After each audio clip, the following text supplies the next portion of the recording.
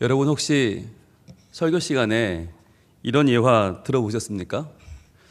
어떤 사람이 배를 탔는데 배 안에 있는 식사가 너무너무 멋진 거예요. 그야말로 진수성찬이 펼쳐지는데 이 사람 생각하기에 야, 이런 식사면 굉장히 비싸겠다. 야, 이런 식사를 돈 주고 어떻게 사 먹어? 그리고는 그 사람은 참았다는 거예요. 그리고 집에서 가져온 멸치 쪼가리 몇 개 고추장에 찍어 먹으면서 버텼는데, 아니 그 배가 다 도착할 때까지 긴 시간을 그렇게 버틴 거예요. 간신히 죽지 않을 정도만 버티고 배에서 내리는데 사람들이 얼굴이 다 뽀얗고 윤기가 나는데 이 사람만 너무 푸석푸석하니까 탔던 사람이 물어봤답니다. 아니 당신 왜 이렇게 표정이 안 좋아요? 혈색이 왜 그래요? 그랬더니 아유 제가요 내내 굶었더니 정신이 없어요. 그 사람이 그랬다는 거죠. 아니 왜 배에 있는 음식을 안 드셨냐고. 그랬더니 아유 그거 너무 비쌀 것 같아가지고 아유 돈을 아끼느라고 안 먹었어요. 그랬더니 그분이 그랬다는 거죠. 아니 이 양반아, 그 배에 있는 거 다 공짜인데 이미 그 배에 당신이 표값 살 때 뱃속에 다 들어있는 건데 그걸 왜 안 먹고 그걸 버텼냐고. 그냥 가서 드시면 되는 건데 돈 내는 것도 아니고 누가 물어보는 것도 아닌데 드시지 왜 그랬냐고. 그랬더니 이분이 그 자리에서 기절을 했다고 하는 이야기 많이 들어보셨을 거예요. 그죠? 저도 몇 번 들었으니까. 그런데 이 예화의 초점이 뭘까요? 우리에게 이미 베풀어진 은혜가 너무 많다는 거죠. 풍성한 은혜가 이미 정말 우리가 감당 못할 만큼 많이 주어져 있는데 우리가 그것을 그냥 누리면 되는데 우리는 나는 그럴 자격이 없고 나는 뭐 그럴 수 있는 사람이 아니고 나는 뭐 여유가 없고 막 그러면서 우리가 망설이고 있다는 거 아니에요. 그 풍성한 은혜로 나가지 못하고 우리는 그걸 지금 너무 누리지 못하는 바보 같은 어리석은 삶을 살고 있다라고 하는 게 이 예화의 채점인데, 저는요 서울 사람 아닙니까? 서울 사람은요 배를 타본 적이 없어요. 그러니까 이 예화를 들을 때마다 저는 생각했어요. 저건 누가 만들어낸 얘기일 것이다. 지어낸 얘기일 것이다. 왜냐하면 서울 사람들이 배를 탄다는 경험이 언제 있냐면, 한 번 제가 언제 타봤냐면 춘천 남이섬에 놀러 갔을 때 남이섬을 들어갈 때 배를 탑니다. 근데 한 5분 10분 타나요? 그러니까 그 배에는 아무런 식당이 없어요. 그러니까 먹을 것 자체가 없어요. 그냥 조그만 배예요. 사람만 이렇게 실어다 주고 데려오고 이런 정도의 배예요. 그리고 정말 긴 배를 타본 건 제가 나중에 커서 애들을 데리고 제주도를 갈 때 목포에서 제주도 가는 배를 한번 탄 적이 있어요. 그러니까 차를 싣고 가는 배였는데 그때 거기서 유일하게 사발면을 먹어봤네요.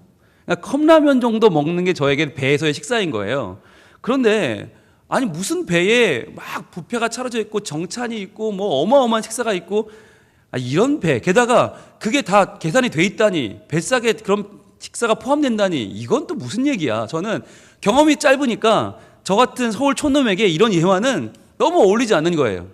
배에서 밥을 먹는다는 것도 희한한 일인데 그걸 다 계산이 되어 있으니 마음 먹고 먹어라, 이게 무슨 얘기야. 그랬어요. 그랬는데 지난번 종교개혁 500주년 기념 유럽 성지순례를 갔을 때 저희 일정 가운데 뭐가 있었냐면 크루즈를 이용하는 시간이 좀 있었습니다. 그런데 크루즈를 제가 왜 거기에 포함되는 걸 넣었냐면, 밤에 이동을 하니까, 밤에 저는 자는데 배는 이동을 하잖아요. 그러면은 아침에 눈 뜨면 바로 또 다른 지역에 가서 실컷 볼 수 있고, 또 밤에 타면 저 자는 동안 배가 이동하니까 또 다른 나라를 가고 얼마나 편해요. 그런 마음에, 순수한 마음에 크루즈를 신청했는데 가보니까 크루즈의 세계는 제가 상상도 못하던 놀라운 세계였습니다. 그런데 그 크루즈의 핵심이 뭐냐? 너무너무 즐길 게 많은데 15층이나 되는 정말 어마어마한 건물이죠, 건물. 한 건물이 떠다니는 거죠. 제가 탄 크루즈는 전 세계에서 두 번째로 크다고 그러더라고요. 뭐 끝에서 끝이 너무 멀어서 도저히 갈 수 없을 정도로 먼 그런 배였는데, 15층짜리 엘리베이터를 타고 각 층을 다니는 그런 배였는데, 그런 배를 타고 가는 동안에 굉장히 여러 가지 편의시설이 많이 있는데 그 중에 핵심이 이제 식사인 거죠, 식사. 항상 열려있는 뷔페 식당이 있고요. 그리고 그 중에서도 정찬을 먹는 저녁 식사를 하는 그 식당은 그야말로 여러분 영화 타이타닉을 떠올리시면 됩니다. 타이타닉에 보면 그 입구에서 턱시도를 입고 정장을 한 이 직원들이 맞이를 하고 문을 쫙 열고 들어가면 그 안에 어마어마한 이 식당이 펼쳐지는데, 이 크루즈도요 3층, 4층, 5층 세 개 층이 다 식당인 거예요. 중앙 호를 이렇게 뚫려져 있고 거기서 이제 각종 악기를 연주하고 그러면서 사람들이 거기서 막 오르내리면서 식탁에 자기 차를 찾아가서 식사를 하는데, 이게 얼마나 굉장한 모습인지 몰라요. 게다가 다 자기 테이블이 정해져 있습니다. 자기 테이블에 맞춘 서비스 맨도 정해져 있습니다. 그래서 가면 마음껏 디저트를 고를 수 있고요. 마음껏 에피타이저도 고르고 마음껏 식사도 고르고 세계 각국의 요리를 다 맛볼 수 있어요. 게다가 전부 다 서빙해 주고요. 앉아 있으면 갖다 주고요. 그러니까 뷔페와는 비교가 할 수 없는 분위기인 거죠. 밖에는 막 바닷물이 이렇게 흐르고 있고 굉장한 이 경험이죠. 이 정찬을 먹는다는 자체가. 게다가 중요한 건 이게 다 공짜라는 거. 이미 뱃속에 다 포함되어 있다는 거. 놀라운 식사예요. 어마어마한 이 분위기를 즐길 수 있는데 중요한 거는 자, 사람들이 그 식사를 생각해 보세요. 먹으러 와야 정상이에요? 먹으러 안 와야 정상이에요? 저희 설명을 다 들으셨잖아요. 먹으러 오는 게 정상이에요? 안 먹으러 오는 게 정상이에요? 당연히 먹으러 와야 되는 거 아니에요? 당연히 와야죠. 그런 좋은 식사를 우리가 언제 해보겠어요? 아니 정말 살아가면서 한 번 하기 힘든 식사가 매일 펼쳐지는데 매일 저녁 펼쳐지는데 그게 다 공짜인데 당연히 와야 되는 거 아니에요? 그런데 신기한 거 저희 일행이 160명이었습니다. 160명 가운데 매일 그 정찬 식사를 매일 드신 분은 5명밖에 없어요. 그 5명 중에 2명이 저희 부부였어요. 그럼 나머지 3명은 누구냐? 저희가 손잡고 끌고 간 사람이에요. 저희가 가자 그래서 끌고 간 사람이 3명이었어요. 그래서 총 5명이 저희가 내내 그 식사를 즐겼어요. 여러분 이해가 되십니까? 왜 이런 일이 벌어졌냐면 그 식사가 9시였거든요. 저녁 9시. 그러니까 저희가 밖에 나가서 이제 낮에는 그 육지를 둘러보고 들어와서 저녁 때 씻고 옷을 갈아입으면 한 7시 정도가 됩니다. 그러면 7시 반에 공연이 있어요. 그 공연도 어마어마한 공연이에요. 뭐 매일매일 콘서트를 하기도 하고 뮤지컬을 보여주기도 하고 뭐 아이스 쇼를 하기도 하고 매직 쇼를 하기도 하고 근데 그 쇼가 밖에서 돈을 내고 보려면 또 몇만 원, 몇십만 원짜리인데 그게 다 공짜인 거예요. 7시 반에 공연을 공짜로 보고 9시에 정찬을 누리면 되는데 근데 이제 우리 팀원들이 연로하신 분들이 많았어요. 젊으면 5, 60대, 늙으면 좀 연세 드신 분들은 7, 80대 분들, 90대도 계셨어요. 그러니까 이분들이 육지에 갔다 오시면 일단은 피곤하니까 그 공연도 귀찮고 정찬도 귀찮고 다 귀찮은 거예요. 그러니까 다 귀찮고 피곤하니까 그냥 대충 그 항상 열려있는 뷔페 식당 가셔서 조금 드시고는 그냥 주무시는 거예요. 그러니까 이분들이 거의 다 대개는 그 공연을 얼마나 좋은 공연을 하는지도 모르고 그리고 그 식사가 얼마나 어마어마한 식사가 나오는지도 모르시는 거예요. 그리고 그냥 대충 뭐 햄버거나 그 소시지나 이런 걸로 때우시고 주무시는 거예요. 저희는 이게 너무 안타까워서 내내 그 여행 기간 내내 전도를 했습니다. 만나는 사람마다 붙들고 특히 저희 방 중심으로 저희 층 중심으로 붙들고 아니 이렇게 좋은 쇼가 다 무료고 이렇게 좋은 식사가 다 무료인데 왜 이걸 안 보시냐고 왜 안 드시냐고 가자고 하는데 이분들이 아니라고 나 피곤하고 귀찮고 그걸 뭐 굳이 거기까지 가서 먹냐고 그러면서 그냥 뷔페 식당을 가시는 거예요. 그걸 제가 보면서 아니 식사가 질이 다르고 서비스가 질이 다른데 좀 가셔야 되지 않겠냐고 가자고 하는데 안 가시는 거예요. 그래서 보면 테이블이 정해져 있잖아요. 식사 시간에 그 3층의 모든 테이블이 꽉 차서 식사를 하는 거예요. 전 세계 사람들이. 그런데 우리 쪽 테이블은 160명 자리에 5명 앉아 있으니 이게 얼마나 보기가 그래요. 꼴사나 우리 쪽만 텅 비어 있는 거예요. 무슨 폭탄 맞은 것처럼. 거기 그 넓은 데 5명 앉아서 밥을 먹는 거예요. 그러면서 제가 그런 생각을 했어요. 이게 하나님의 마음이 혹시 이렇지는 않을까. 저는 목사잖아요. 그 빈자리가 식당의 빈자리로 보이지 않고요. 이게 하나님 나라의 빈자리로 보이는 거예요. 하나님께서 우리에게 허락하신 은혜가 정말 이렇게 넘쳐나는데 마음껏 와라. 내가 마음껏 줄게. 얼마든지 줄게. 정말 굉장한 은혜가 있으니까 너희도 오지 않을래? 초청하시는데 우리는 그거 귀찮아요. 하나님. 뭐하러 저희 그렇게 힘들어요. 사는 것도 힘들어 죽겠는데 뭐하러 하나님께 나와 은혜를 받아라. 찬양의 은혜, 기도의 은혜, 말씀의 은혜. 그래요. 거기 안 가도 많고요. 그냥 대충 때우고 잘래요. 이런 모습이 우리에게 있다는 거예요. 아니 많다는 거예요. 그때 떠오른 하나님 말씀이 하나 있었습니다. 이사야서 55장 3절 말씀이 떠올랐어요. 이사야 55장 3절. 이 말씀은 하나님께서 우리에게 주시는 아주 명확한 은혜의 선포입니다. 이것은 복음입니다. 이사야 55장 3절 같이 한번 읽어보겠습니다. 시작. 너희는 귀를 기울이고 내게로 나와 들으라. 그리하면 너희의 영혼이 살리라. 내가 너희를 위하여 영원한 언약을 맺으리니 곧 다윗에게 허락한 확실한 은혜이니라. 주님 말씀하십니다. 너희는 귀를 기울여라. 내게로 나와 들어라. 자, 내게로 와. 빨리 와서 이 이야기를 들어. 이 말씀을 들어. 하나님의 준비된 말씀의 은혜가 얼마나 좋은 것인지 하나님은 지금 우리를 안타깝게 부르고 계세요. 야, 좀 와. 귀를 기울여서 내게로 왔으면 들어. 이걸 들으면 살아. 하나님 말씀하시는 거예요. 그리하면 너희의 영혼이 살리라. 죽어가는 너희의 영혼이 사는 길이 여기에 있다. 와서 말씀을 들어라. 이 말씀의 은혜를 입어라. 주님 말씀하시는 거예요. 영혼이 산다는 말은 뭐예요? 영혼이 죽어가고 있다는 거예요. 세상에 성공에 명예에 세상의 모든 가치에 점점 찌들어가고 있는 우리 영혼에게 주님은 말씀하세요. 나와 하나님의 말씀을 듣지 않으면 너희는 죽어. 나와 말씀하시는 거예요. 게다가 내가 너희를 위하여 영원한 언약을 맺으리니 이 언약이 뭐예요? 곧 다윗에게 허락한 확실한 은혜니라.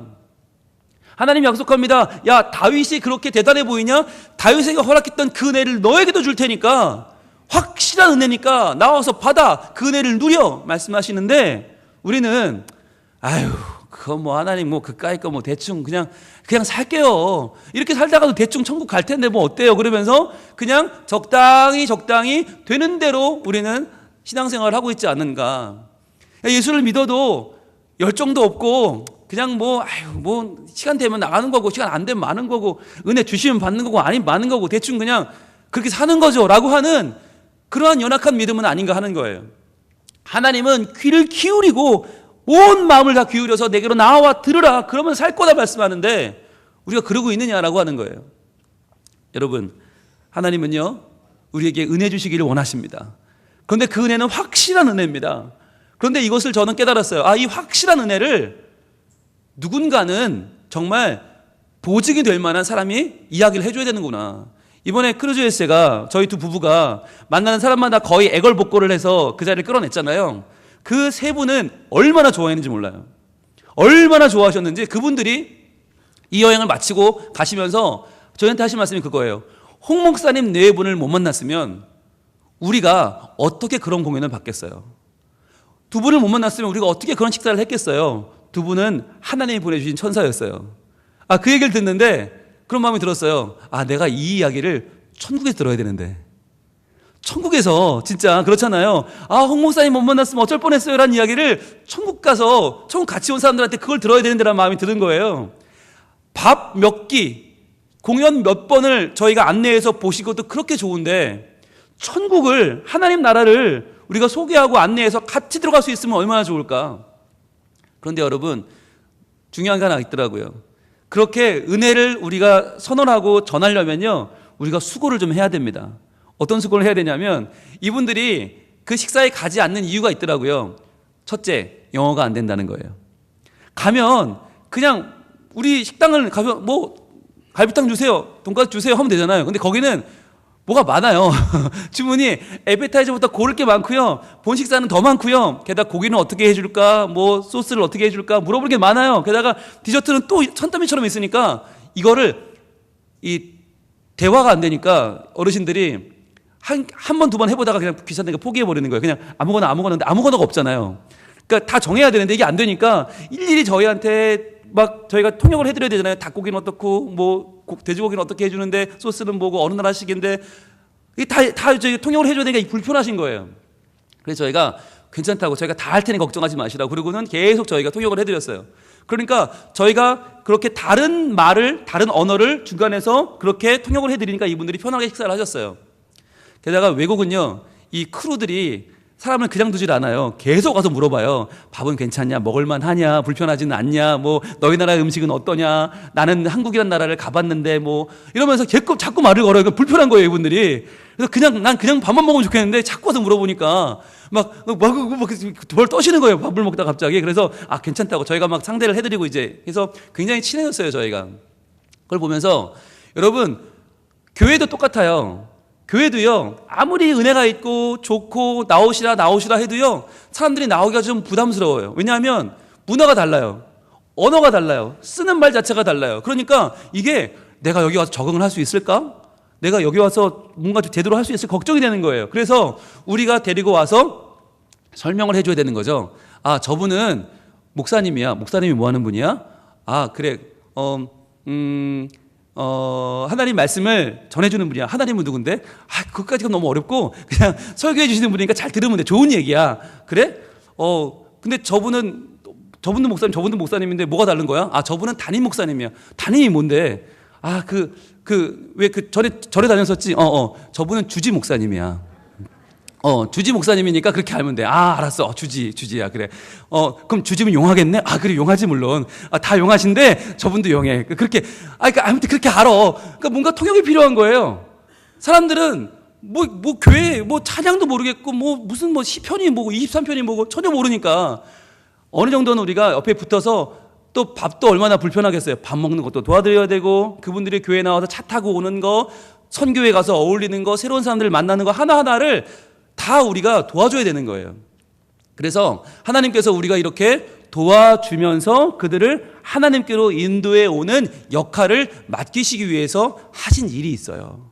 그게 뭐냐? 그게 바로 오늘 본문인 거예요. 한번 볼까요? 시편 23편 5절 말씀 같이 읽어봅니다. 시작. 주께서 내 원수의 목전에서 내게 상을 차려주시고 기름을 내 머리에 부으셨으니 내 잔이 넘치나이다. 아멘. 주님이 우리의 원수의 목전에서 우리에게 상을 차려주신다라고 하는 것을 이미 우리가 배웠어요. 그 상이 너무너무 엄청나요. 여러분, 크루즈의 식사도 그렇게 대단할진데 하나님이 베푸시는 그 은혜의 상은 얼마나 굉장하겠습니까? 우리의 삶의 모든 어려움을 이기고도 남는 은혜가 있어요. 삶의 슬픔과 괴로움을 뛰어넘는 초월하는 하늘의 영광과 기쁨이 우리에게 있어요. 그런데 문제는 뭐냐? 그 상을 차려놨는데 사람들이 안 와요.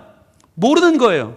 그 확실한 은혜를 모르고 귀를 기울이고 나와 들으면 사는데 그걸 모르고 사람들이 뿔뿔이 흩어져서 자기 먹고 사는 문제, 자기 삶의 문제들, 어려움의 문제들, 고통 가운데 있으면서 하나님의 이 상을 놓치고 있는 거예요. 그래서 이것 때문에 어떻게 하시나 하나님이 이 상에 앉을 사람들을 불러 모으기 위하여 우리에게 기름을 부으십니다. 이 기름을 붓는다는 것은 뭘까요? 이 기름을 부어서 우리에게 사명을 주는 것이죠. 우리가 하나님께 주여 성령의 기름 부어 주시옵소서 할 때 뭘 구하는 것입니까?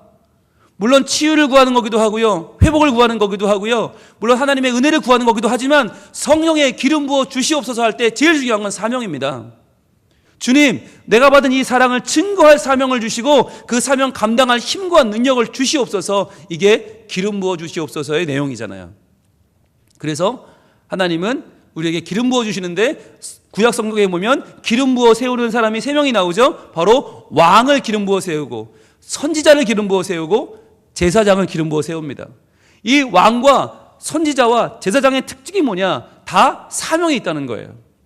즉 하나님이 누군가를 높이기 위해서 기름 부어주는 게 아니라 일을 맡기기 위해서, 사명을 주기 위해서 기름 부어주시는데, 왕은 통치하고 잘 다스리고 잘 통치하라고 사명을 주시죠.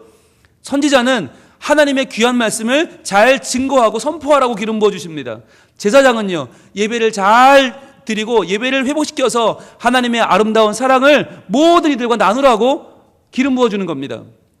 이 왕과 선지자와 제사장의 이 사명의 기름 부음을 다 한꺼번에 받은 분이 누구예요? 바로 예수님이세요.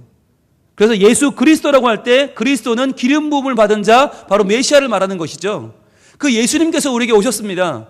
예수님은요, 왕으로 오셨죠. 기름 부어 왕으로 오셨어요. 하나님 나라의 통치를 선포하시고 이제 세상의 가치로 살아가는 세상의 나라는 끝났다. 이제는 하나님께 은혜 받고 하나님께 사랑받고 하나님의 법대로 살아가는 하나님의 정의와 평화의 나라, 하나님 나라가 시작됐다는 것을 알리는 통치자로 오셨습니다. 그리고 주님은 선지자로 오셨습니다. 하나님의 그 귀한 말씀을 우리에게 전해주시고 천국 복음을 전하시기 위해서 오셨습니다. 또한 주님은 제사장으로 오셨습니다. 우리의 무너진 예배를 회복하시고 자기가 스스로 우리를 위한 화목제물로 십자가를 지심을 통해서 우리의 온전한 예배가 하나님 앞에 회복되는 바로 그 길을 여셨습니다. 그래서 우리 주님이 이 땅에 오셔서 어떠한 일을 감당하시나, 왜 감당하시는가, 어떤 의미가 있는가를 밝히신 말씀이 바로 누가복음 4장 18절로 19절까지 말씀입니다.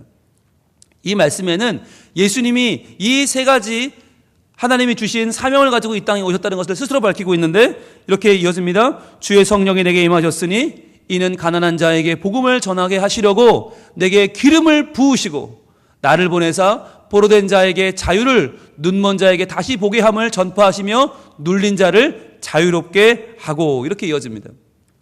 주의 성령이 내게 임하셨어요.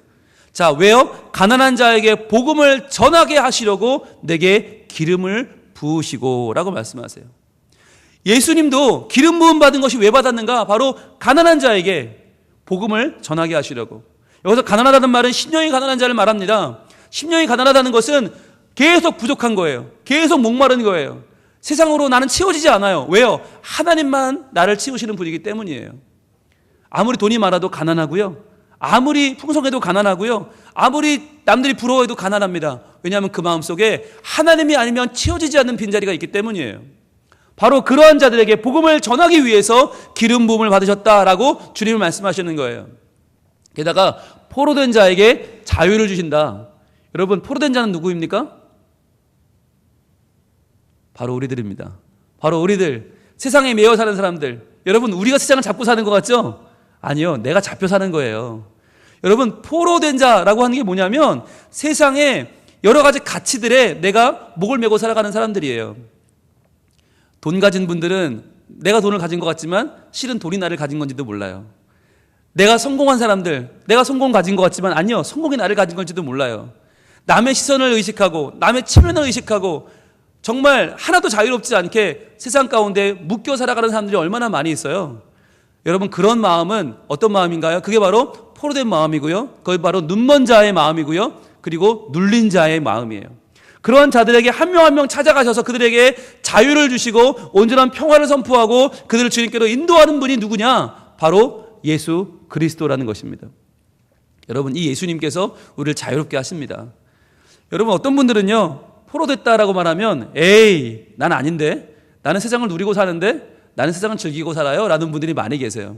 정말 그럴까요? 여러분, 도박판에 가면 도박사들이, 이 사기 도박사들이 이 도박하러 온 사람들을 끌어내는 방법이 있습니다. 뭐냐면 도박하러 오는 사람들이 돈을 처음 많이 들고 오지 않잖아요. 한 10만 원 정도 들고 온다고 봅시다. 그러면 도박사들의 목표는 그 10만 원이 아닙니다. 자, 그 10만 원의 목표라면 그거 따면 그만이죠. 그럼 이 사람 가면 끝이에요. 그렇게 하지 않아요. 어떻게 하죠? 100만 원을 잃어줍니다. 그러면 10만 원 들고 왔던 사람이 100만 원을 따요. 너무 신나잖아요. 너무 재밌잖아요. 그러면 이 사람이 어떻게 하죠? 그 100만 원을 들고 집에 가나요? 예, 그러면 도박사는 다 망하게요? 아니죠. 100만 원을 생겼으니까 이 꽁돈을 가지고 어떻게 해요? 꽁돈이니까 마음껏 쓰자. 그리고 또 도박을 합니다. 그럼 다 잃죠. 자, 잃고 나면 이분이 무슨 생각이 들죠? 본전 생각이 납니다. 근데 이때 본전이 얼마일까요? 내가 들고 온 10만 원일까요? 아니면 처음 왕창 벌었던 100만 원일까요? 100만 원이라는 거예요. 이분의 본전은 분명히 10만 원 들고 왔는데 내가 100만 원을 땄었어. 그러면 이 100만 원만 다시 회복하면 난 집에 갈 거야. 그때부터 100만 원을 바라보고 이분이 도박에 빠진다는 거예요. 그걸 다시 벌 수 있을까요? 없을까요? 못 벌어요. 그럼 어떻게 해요? 계속 빚을 지고 계속 갔다가 그 밑빠진 통에 물을 부어요. 그러면 결국은 그 사람이 잃어버린 돈은 얼마일까요? 1,000만 원, 2천만 원, 수억을 쏟아부어도 그 돈을 회복할 수 없다는 거예요. 그러니까 10만 원 가져간 사람에게 10만 원만 먹으려면 그 사람들은 너무 쉬운 일이죠. 그러나 100만 원을 잃어주면서 그 사람에게 만족을 주고 기쁨을 주고 채워주는 거죠. 그러고 나서 어떻게 해요? 수백 배, 수천 배를 뽑아 먹는 거예요.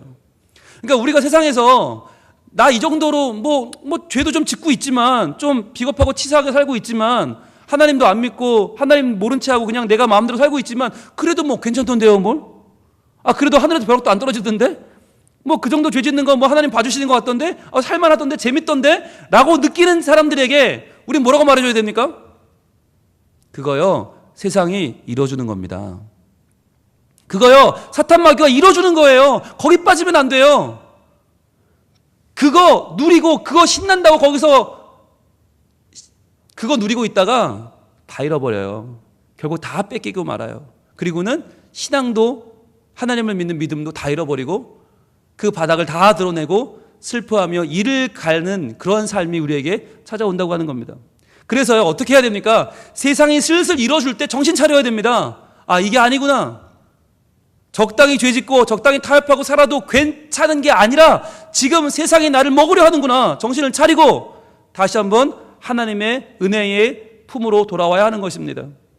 그런데 이거 사람들이 알까요? 모를까요? 모른단 말이에요. 그러니까 우리가 교회 가자 그래도 야, 교회 안 가도 멀쩡히 잘 살아. 야, 하나님 안 믿어도 뭐 세상에서 뭐 남들 하는 것처럼 똑같이 살아도 괜찮던데 뭘 이라고 말할 때 우리가 말해줘야 돼. 아니, 주님은 가난한 자에게 복음을 전하러 하시고 포로된 자에게 자유를 주시고 눌린 자를 진정한 평안 가운데로 인도하시는 분인데 지금 우리는 사실 그러한 사람들이라고 알려줘야 되는 거예요. 그 역할을 누가 해야 됩니까? 바로 우리들이 해야 되는 것입니다. 여러분, 예수님이 이 땅에 오신 이유는 바로 사명을 위해서 오셨습니다. 천국 복음을 전하고 하나님의 이름을 전하고 하나님의 사랑을 전하기 위해서 오셨어요. 그 일을 위해서 예수님만 힘쓰신 게 아니에요. 베드로가 사도행전 10장 38절에서 고넬료라고 하는 사람에게 찾아가서 했던 설교에 이러한 말씀이 나옵니다. 사도행전 10장 38절 말씀 우리 같이 한번 보겠습니다. 시작.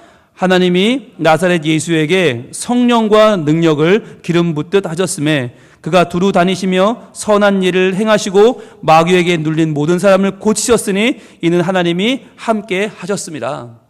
자, 하나님이 나사렛 예수에게 성령과 능력을 기름 붓게 하셨다. 기름 붓듯 하셨다. 하나님, 예수님, 성령님이 다 나와요. 즉 삼위일체 하나님, 예수님, 성령님이 총출동하시는 장면이 성경에 흔치 않습니다. 그런데 여기 총출동합니다. 왜요? 바로 두루 다니시면서 선한 일을 행하시고 마귀에게 눌린 모든 사람을 고치기 위해서, 즉 세상에 마귀의 권세에 돈에 명예에 눌려 포로되어 살아가는 그 사람들을 자유하게 하고 그 사람들에게 천국 복음을 증거하고 구원받게 하시는 그 일을 위해서 삼위일체 하나님, 하나님이 성령을 기름 붓듯 하셔서 예수님이 그 일을 하셨다는 거예요.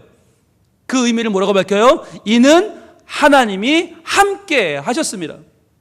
즉 하나님이 함께 하시는 자리에는 성령이 기름 붓듯 합니다. 성령이 기름 붓듯 우리에게 부어집니다. 예수님께 부어졌던 그 성령님이 지금 우리에게도 부어집니다. 무슨 말입니까? 우리가 구해야 될 것이 있어요. 다음 주가 우리 성민 온 가족 출석 주일입니다. 성민 온 가족 출석 주일을 준비하면서 우리가 무엇을 구해야 될까요? 하나님, 성령을 기름 붓듯 하여 주시옵소서. 주님, 제가 지금 저의 수준으로는 복음 전하기가 어렵습니다. 지금 저의 삶으로는 이 삶을 보여주면서 나처럼 예수 믿으라 어렵습니다. 주님, 그러나 내가 지금 내 가족을 포기하면 안 되는 거 아닙니까? 예수님도 복음 증거하는 그 사명 때문에 기름 부어 이 땅에 오셨는데 나도 그 기름 부어 주셔서 성령의 기름 부어 주셔서 저도 그 사명 감당해야 되지 않겠습니까? 주님, 저를 좀 도와주세요 라고 하는 간절한 간구가 필요한 거예요. 하나님 도와주세요. 저에게도 성령을 기름 붓듯 해주세요. 그리하여 성령이여 임하소서.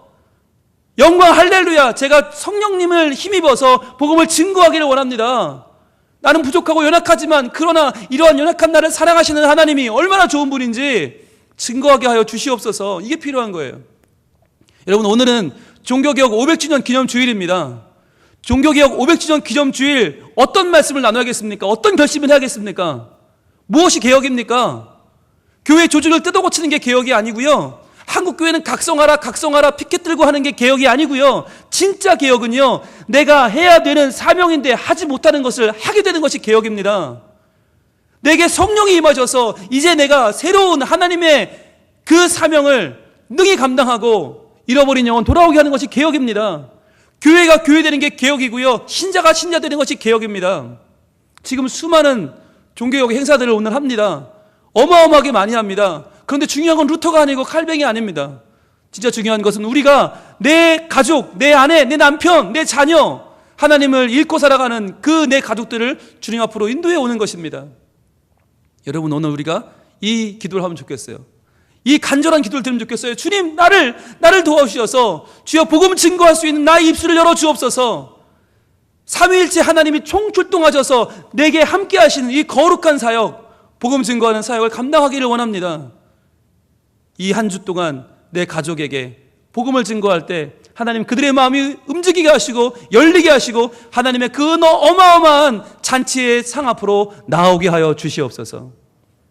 여러분, 그 기도를 우리가 드리며 나아갈 때 하나님 반드시 우리를 도우시고 우리의 기도를 들으셔서 다음 주 이 자리가 추수감사주일, 진짜 추수, 영혼의 추수, 정말 감사의 날, 우리 가족이 회복되는 가슴 벅찬 주일, 가슴 벅찬 하나님의 은혜의 잔치가 될 줄로 믿습니다. 이제 같이 찬양할 텐데요, 성령이여 임하소서라는 찬양이에요. 가사가 이렇게 됩니다. 성령이여 임하소서, 메마른 나의 심령 위에 주님의 은혜에 단비 내려 나 흠뻑 적셔 주옵소서. 주의 권세, 주의 능력 지금 이 시간 임하셔서 악한 권세 모두 깨뜨리고 주님 나라 임하소서. 영광 할렐루야. 예수의 그 피가 내게 승리 주네, 구원이 되시네. 영광 할렐루야. 예수의 이름이 능력되네, 소망이 되시네. 이 시간에 우리 박수치면서 이 찬양을 부를 때 성령이 오셔서 우리를 변화시켜 주시고 하나님의 나라가 우리의 마음과 우리 가정에 임하는 역사를 허락할 줄 믿습니다. 박수치면 찬양할까요? 성령이여 임하소서. 성령이여 임하소서. 메마른 나의 심령 위에 주님의 은혜, 주님의 은혜에 담비 내려 나 흠뻑 적셔 주옵소서. 주의 권세, 주의 능력 지금 이 시간 임하셔서 악한 권세 모두 깨뜨리고 주님 나라 임하소서. 영광 할렐루야. 예수의 그 피가 내게 승리 주네, 구원이 되시네. 영광 할렐루야. 예수의 이름이 능력되네, 소망이 되시네. 성령이여 임하소서. 메마른 나의 심령 위에 주님의 은혜에 담비 내려 나 흠뻑 적셔 주옵소서. 주의 권세, 주의 능력 지금 이 시간 임하셔서 악한 권세 모두 깨뜨리고 주님 나라 임하소서. 영광 할렐루야.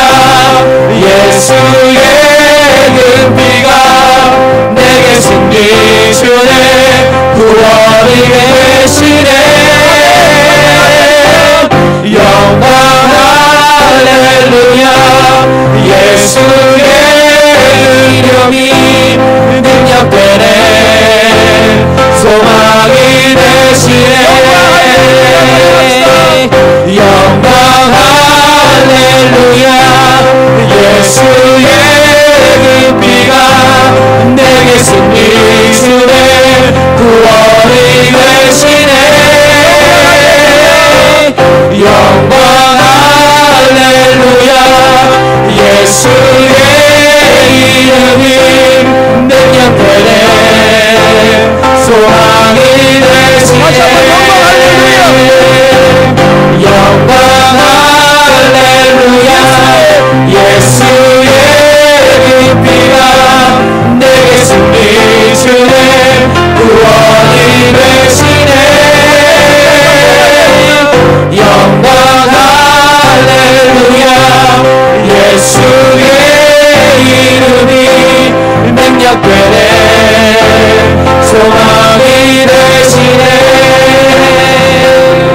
할렐루야.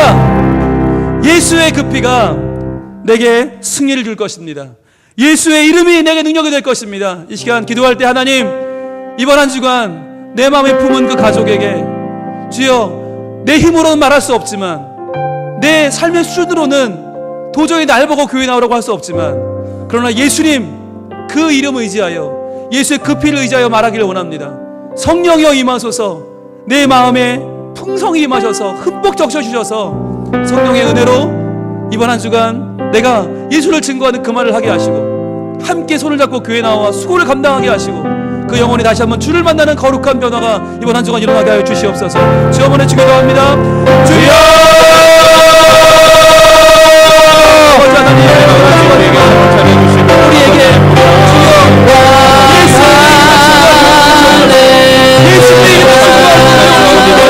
예수의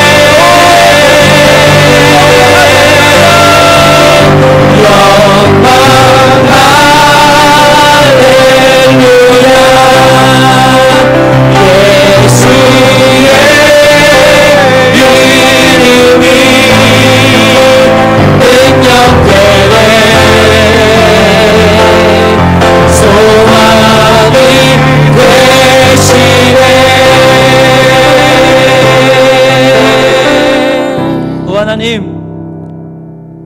우리는 도저히 내 가까운 사람에게 예수 믿으라고, 교회 나오라고, 나와 같이 교회 가자고 말할 만한 용기가 없습니다. 그럴 염치도 없습니다. 그럴 본도 되지 않습니다.